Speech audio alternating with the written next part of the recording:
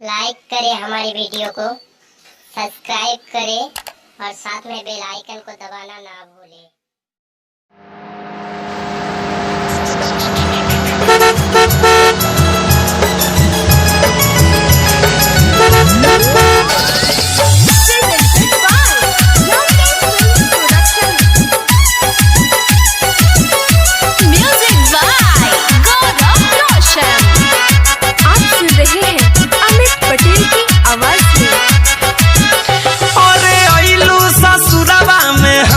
के छोड़ी सब कुछ भूला गइलू लागे गोरी।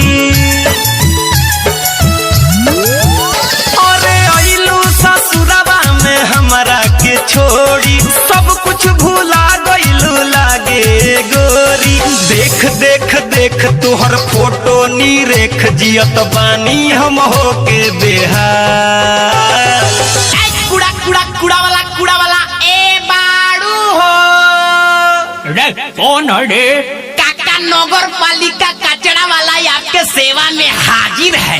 पतोहिया को जाके बोलिए कि कचड़वा लिया के हमें डाल दे।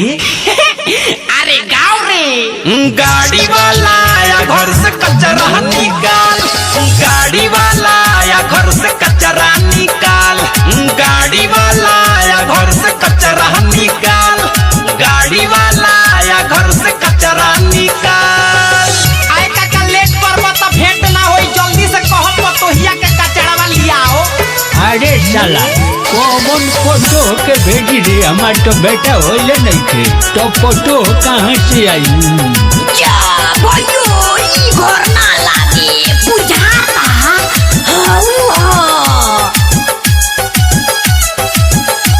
निकल बहरिया घरवा से गोरी, पूछो ना हाल होई पागला से। होके न बाड़ुओ आरे अखिया बा फूलल, गलिया बा झूलल, रात रात भर याद करके जागला से।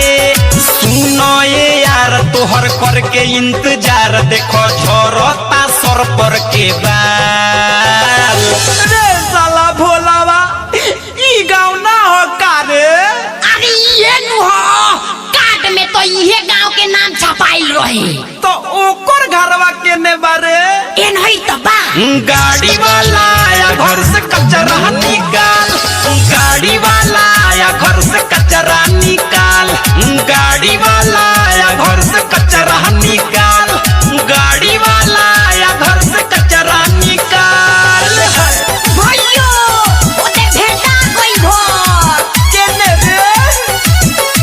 म्यूजिक बाय गौरव रोशन। आप सुन रहे हैं अमित पटेल की आवाज में। कोई सन बायारावा ये हो सजनिया, एक बेरी जंगला से झाँक हो। जैसे तू हरदम ताकत रहलू, छत पर से आके ताक हो। होई ना भेट सनम कर बुझे लेट, अब चुमा दे द दुनु गाल। जिए तो जिए कैसे।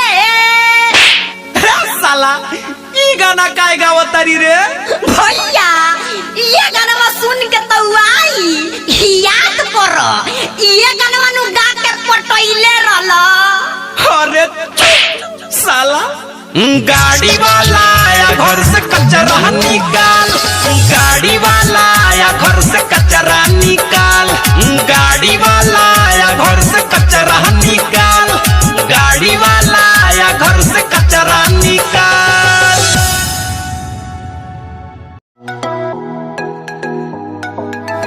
गाड़ी वाला आया घर से कचरा निकाल।